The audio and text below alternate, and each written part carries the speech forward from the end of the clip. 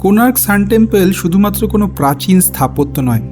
কোণার্ক সান temple হলো তৎকালীন ভারতীয় ভাস্কর্য তথা জটিল ইঞ্জিনিয়ারিং দক্ষতার ভারতের ঐতিহ্যের প্রতীক, যাকে টেক্কা দেওয়া এখনকার ইঞ্জিনিয়ার বা আর্কিটেক্টদের দ্বারাও সম্ভব হয়ে ওঠেনি। আর আজকে আমরা জানবো সেই কোণার্ক সান টেম্পলের সমস্ত অজানা তথ্য। সাথে জানবো আমরা সান টেম্পল কী করে আসবো, কখন সান টেম্পলে আসলে সব থেকে ভালো হয়, এন্ট্রি টিকিটের দাম কত, এখানে গাইড নিলে কত খরচা হবে, আরও অনেক কিছু।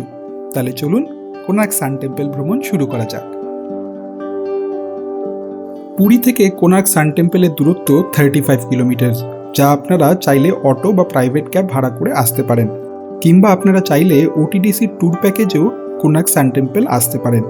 ওটিডিসির ট্যুর প্যাকেজের মূল্য 325 টাকা প্রত্যেক যাত্রীর জন্য, যার বাস সকাল 7টা আর দুপুর 2টোর সময় পুরীর পান্থনিবাস থেকে ছাড়ে। কিন্তু বাসের টিকিট অবশ্যই জার্নির আগের দিন পুরীর ওটিডিসির অফিস থেকে কেটে নিতে হবে।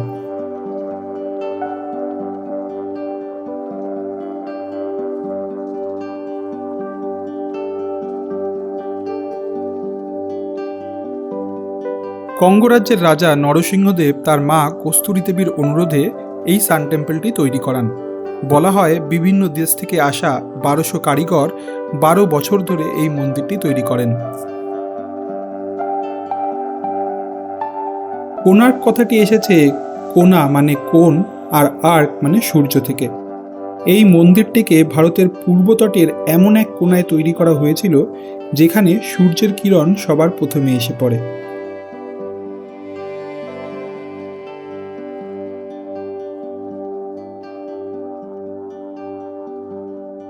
এই মন্দিরটিকে এমন করে তৈরি করা হয়েছিল যে প্রতিদিন সূর্যের প্রথম রশ্মি নাট মন্দিরের দরজা হয়ে গর্ভগৃহতে প্রবেশ করত এবং গর্ভগৃহের প্রতিমায় স্থাপিত হীরেতে প্রতিফলিত হয়ে গর্ভগৃহকে আলোকিত করত।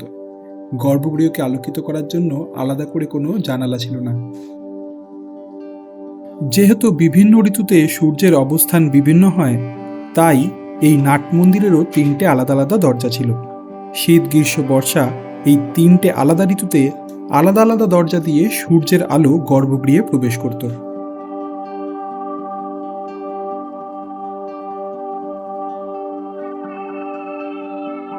এই মন্দিরটির চূড়ায় 52 মেট্রিক টনের একটা চুম্বক স্থাপনা করা ছিল, আর প্রত্যেকটি পাথরের সংযোগস্থলে লোহার পাত বসিয়ে এমন এক চৌম্বকীয় বিন্যাস তৈরি করা হয়েছিল যাতে গর্ভগৃহের সূর্যের প্রতিমাটি হাওয়ায় ভাসমান অবস্থায় থাকে। এই মন্দিরের চূড়ায় স্থাপিত চুম্বকটি এতটাই শক্তিশালী ছিল যে উপকূল থেকে ভেসে যাওয়া জাহাজের নাবিকদের কম্পাস সঠিকভাবে কাজ করত না, এবং পরবর্তীকালে পর্তুগিজ নাবিকেরা এই মন্দিরের চূড়ায় স্থাপিত চুম্বকটিকে এখান থেকে সরিয়ে দেয়। এই সুবিশাল রথাকার মন্দিরটিকে চালনা করার জন্য এই রকম 7টি ঘোড়া ছিল, যা 7 ডেজকে রিপ্রেজেন্ট করে। আপনারা জানলে অবাক হবেন যে এই রথাকৃতি মন্দিরের যে 12 জোড়া চাকা রয়েছে তার প্রত্যেকটি ছায়া ঘড়ি হিসাবে কাজ করে, এবং এগুলি থেকে এখনও নির্ভুল সময় নির্ধারণ করা যায়।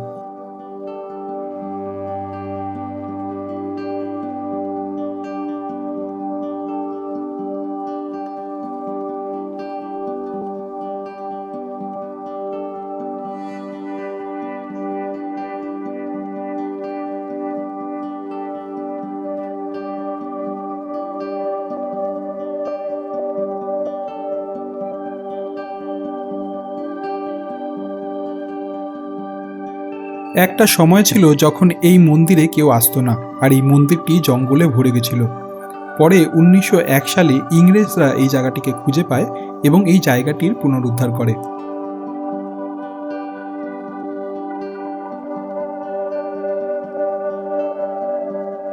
রাজা নরসিংহদেব চন্দ্রভাগা বীচের পাশেই এই মন্দিরটি তৈরি করার পিছনেও একটা পৌরাণিক কাহিনী লুকিয়ে আছে।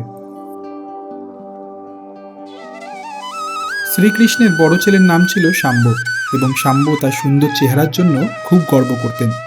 ঘটনাচক্রে শ্রীকৃষ্ণের অভিশাপে শাম্বের চর্মরোগ হয়, এবং নারদ মুনির পরামর্শে শাম্ব এই চন্দ্রভাগা সমুদ্রের তীরেই 12 বছর তপস্যা করে সূর্যদেবকে সন্তুষ্ট করেন। সূর্যদেবের আশীর্বাদেই শাম্ব এই চন্দ্রভাগা নদীর জলে স্নান করে নিজের চর্মরোগ থেকে মুক্তি পান এবং এখানে একটি ছোট সূর্য মন্দির তৈরি করেন। পরবর্তীকালে এখানেই রাজা নরসিংহদেব তার মা কস্তুরী দেবীর অনুরোধে এই কোণার্ক সান টেম্পলটি তৈরি করেন।